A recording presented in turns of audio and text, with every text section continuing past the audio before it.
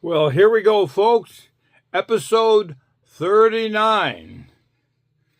This is a good one. Let's begin. But first, a word from our sponsors. And of course, be sure you like it and share and everything. It fixes so we don't need to do so much of this stuff. Anyway, thank you.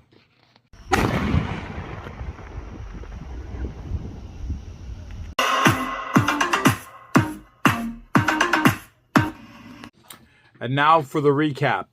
As you recall, they managed to get all the chains off of Sly, who's now out of the cage, while the guards are building, the army's building outside the wall and getting ready to attack, and they have to do something. They says, we can't win. And Sly comes up with an idea.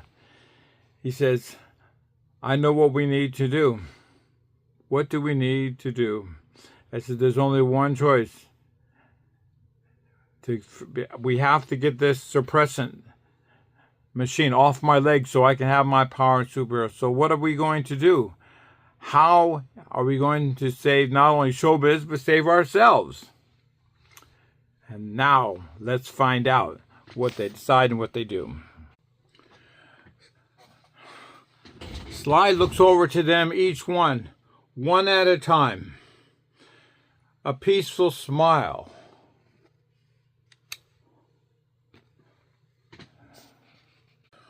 Rides across his face as he starts looking at Judge.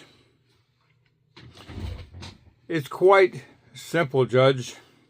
I need for you to cut my leg off and slide this thing off me and then reattach my leg.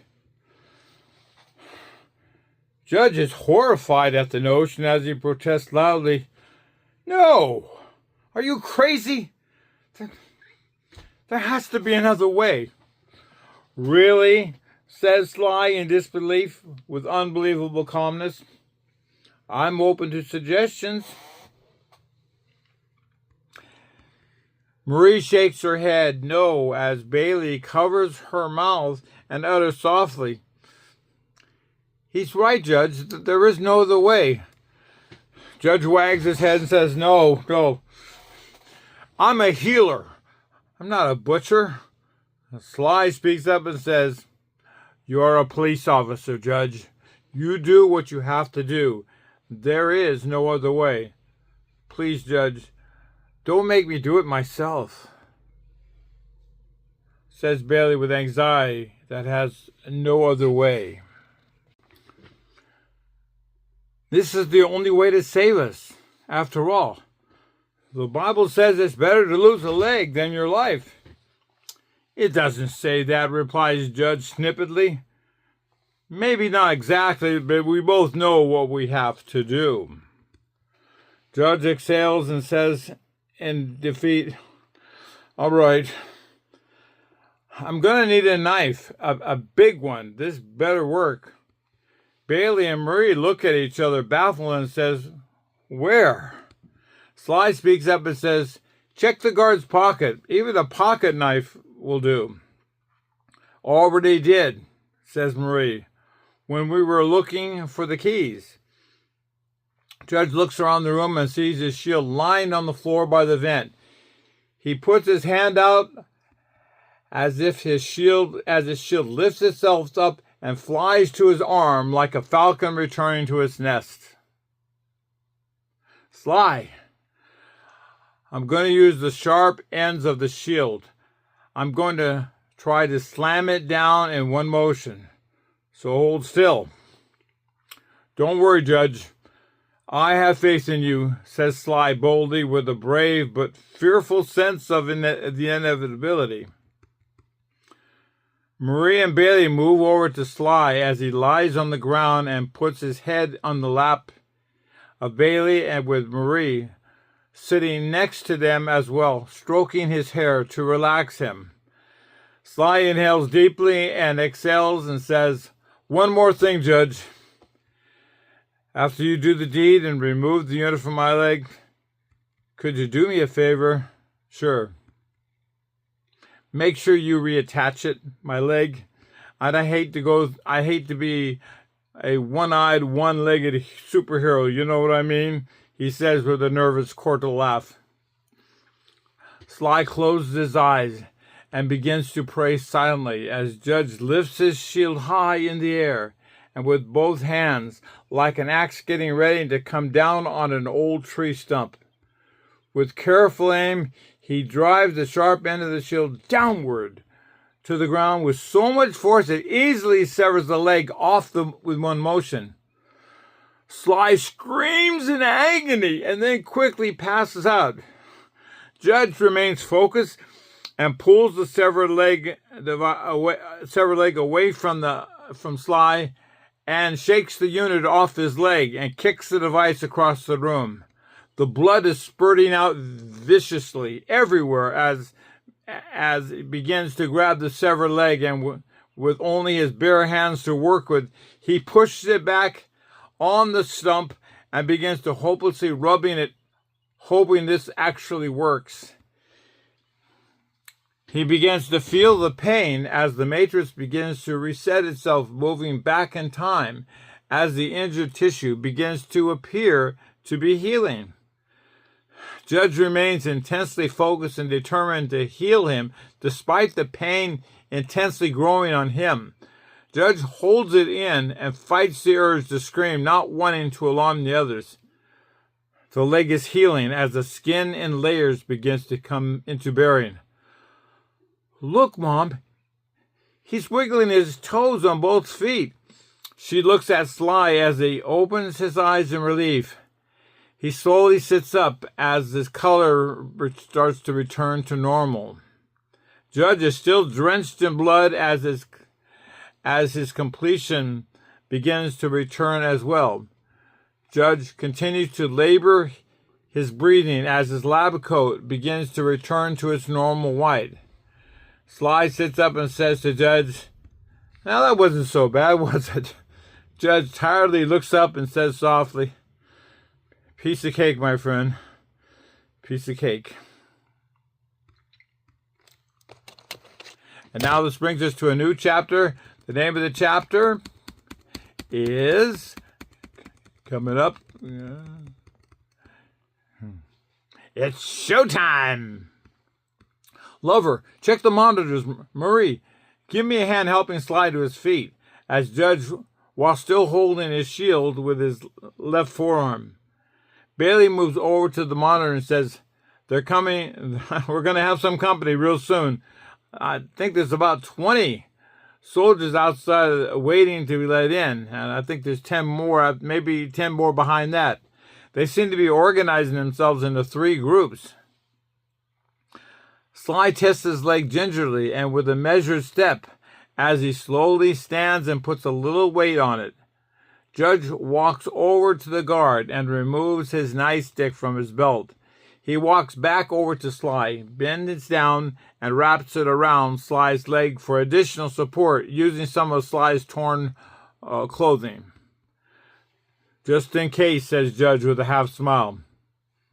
Sly nods back with seemingly satisfaction as he tells Marie and Judge, "Look, if we get separated, let's meet at the point. Judge and I will be where that is. That's the Vista point." "Right," says Judge. "Marie, you stay with Sly and I'll keep your mom with me." Sly calls Bailey over to them and says, "I know what they're doing. I know how they're going to attack. I've seen this before." Judge and the others move over to Sly as he lowers his voice and says, "They're going to hit us with 3 waves. I suspect they know we all have our powers. That is what we're going to have to do. Marie, you get yourself to the ceiling and make sure you are invisible and stay out of the line of fire. Judge and I will be standing in the center of the room. Judge will be my shield if the bullets fly faster at me than I expect. Bailey, you be prepared to freeze time for us. For this reason, I need for you to stay out of sight and out of the line of fire as well. When the doors fling open, everybody close your eyes when I yell out, 'It's showtime.' I'm going to flash them with a bright spotlight, blinding them. Once they are temporarily blinded, Marie will scamper out the door of the ceiling and then drop your cloak of darkness on the group in the rear that were not blinded by the light. Bailey will rush ahead of us down the corridor to the right and wait for us at the intersection at the joining hallway. She will be prepared to freeze time and retrieve us if we don't make it completely past the soldiers before their vision returns. Marie will turn us all invisible and will lead us away from them. I think it'll work. What do you think, Judge? Good plan, says Judge as he exhales and holds his shield up. We just have to execute it. Marie and Bailey nod nervously in agreement, knowing they don't have anything better to offer. Marie climbs the wall to the ceiling and awaits in the corner of the ceiling. Bailey ducks low behind the control panel as she moves the unconscious guard carefully out of the way. We're too close, says Judge. We need to be farther back in the room and let them feel that they have us cornered and that we pose no threat to them. That may give us more time for more of them to enter the room. We need to throw them off guard by putting our hands up in the air before you flash them. That should give us even more time to carry out the plan. Good idea, says Sly as he raises his arms and is joined by Judge. They should be opening the large door any second now, so everybody be ready.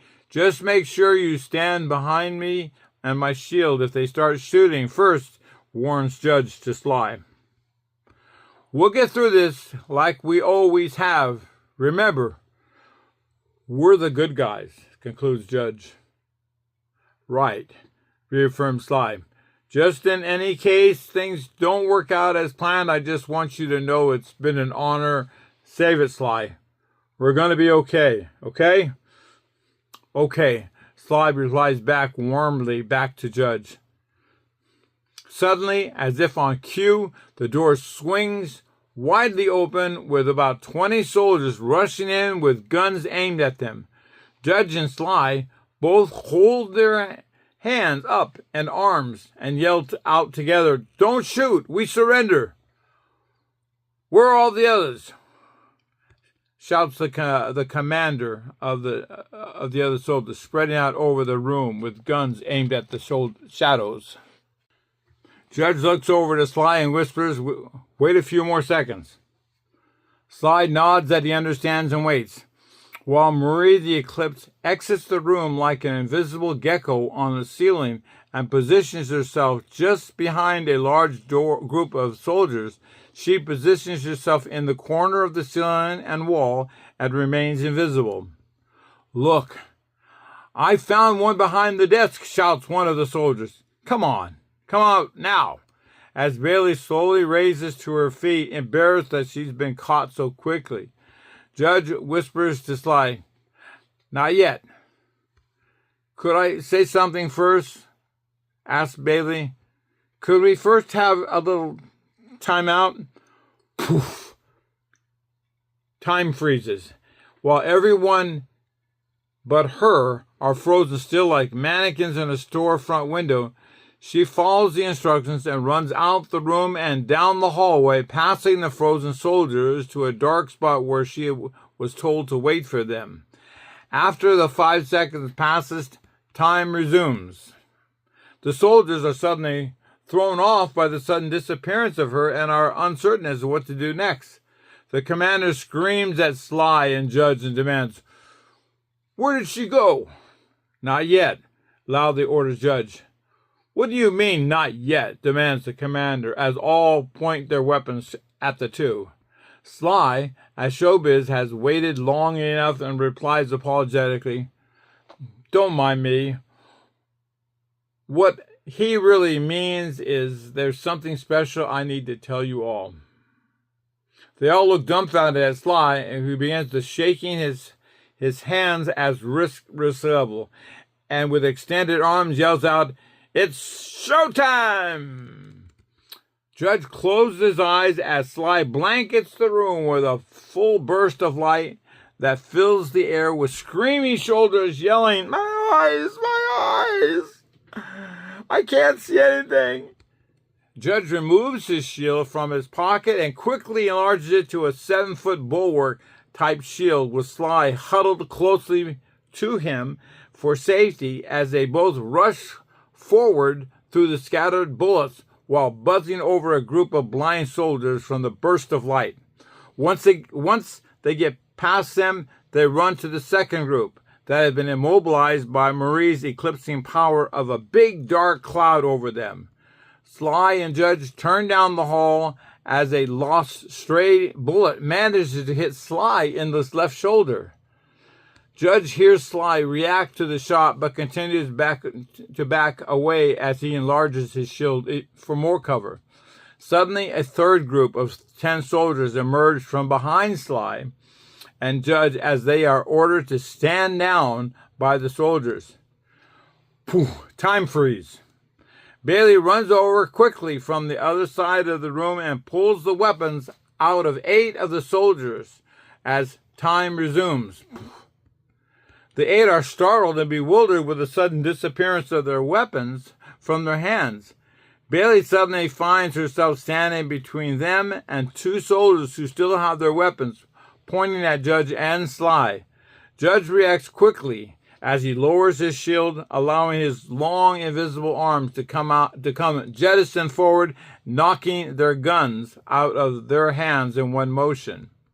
Sly's superior strength and quickness quickly takes out the other 8, pummeling them to the ground much like a bowling ball striking down all 10 pins in one motion. Before they can continue to make their escape, hundreds of little metal marble-sized balls blanket the ground all around them.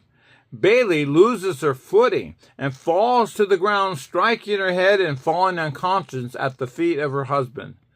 Judge bends down and picks up his wife as Marie drops from the ceiling above them and says, "Dad, you and Sly hold on my hand. Don't let go. We're leaving invisibly." As the soldiers begin to regroup and look for their weapons, they are swallowed up by a cloud of darkness, courtesy of the superhero called Eclipse. "You better let me lead, Marie. I know these caverns like the back of my hand," replies Sly with a limp and now favoring an injured right arm. As Sly leads Marie and Judge, Bailey is laying down that flat unconscious as long surfboard shield and begins pulling like an airlifted gurney behind Judge. "We better hurry," warns Marie. "My invisibility power matrix is not going to last much longer, and why are we slowing down?" "It's nothing, Marie. Just a little something that can wait for right now while your dad works on your mom," explains Showbiz. Judge doesn't respond and says to himself, worried, "I don't know what's taking so long." I think suddenly an explosion goes off, causing metal doors to drop from the ceiling, separating both Marie and Sly from Judge and Bailey. While Marie and Sly are still invisible, the metal wall strikes Marie's hand, severing the invisibility connection between her mother and father. Judge now realizes he is not only visible, but is on the other side of this metal wall barrier. With alarms now screaming in every direction, Sly bends down and struggles to push the door open to save them. But with an injured arm, he managed to lift it only a few inches and says, "Judge, if you can hear me, remember, meet us at Vista Point. You know the way." The large metal wall slams down with a large thud. Sly looks at his sister-in-law, Marie, and says, "Let's get going." Episode 40, next time. What will happen to Sly and Marie? More important, what will happen to Judge and Bailey? Stay tuned. Well, folks, I'm sorry to say this to you, but this is going to be the last chapter that I'm going to read, and for you to be able to watch on YouTube. As you know, I'm reading from the book that I wrote, and I'm about to publish it, and it takes a week, longer than a week, to put this together like this. And I actually honestly need the time to edit the book, and it's going to come out soon. This is what the cover is going to look like at this stage of the game.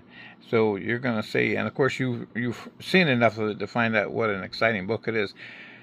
And I want to tell you, it gets better. When I start rereading it myself after 10 years of writing it, I said, this is a good story. But you'll see for yourself. Anyway, this is going to be the last one. And if I do any more, it will, I'll be surprised. But I might. But at this stage, I'm probably not going to. I'm just going to concentrate. You at least have an idea what the book's like. So thank you for your participation. The book will be on Amazon, as I understand. We're working on publishing it right now, and we'll keep you up to date. Thank you for watching this program and subscribing, and we appreciate it very much.